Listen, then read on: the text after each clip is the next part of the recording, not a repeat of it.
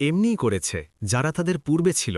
সুতরাং স্পষ্টভাবে পৌঁছে দেয়া ছাড়া রাসূলদের কি কোনো কর্তব্য আছে?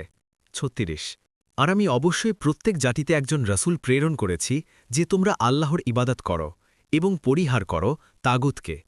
অতপর তাদের মধ্য থেকে আল্লাহ কাউকে হিদায়ত দিয়েছেন এবং তাদের মধ্য থেকে কারোর ওপর পথভ্রষ্টতা সাব্যস্ত হয়েছে। সুতরাং তোমরা জামিনে ভ্রমণ করো, অতপর দেখো অস্বীকারীদের পরিণতি কীরূপ হয়েছে।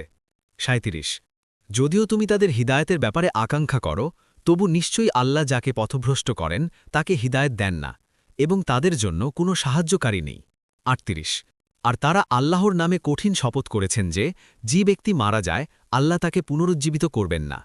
হ্যাঁ, তার নিজের উপরে করা ওয়াদা তিনি সত্যে রূপ দেবেন, কিন্তু অধিকাংশ মানুষই জানে না। ৩৯ যাতে তিনি তাদের জন্য স্পষ্ট করেন যা নিয়ে তারা মতবিরোধ করে, আর যারা কুফুরি করেছে যেন তারা জানতে পারে যে নিশ্চয় তারা ছিল মিথ্যাবাদী। ৪০ যখন আমি কোনো কিছুর ইচ্ছা করি তখন আমার কথা হয় কেবল এই বলা যে হও, ফলে তা হয়ে যায়।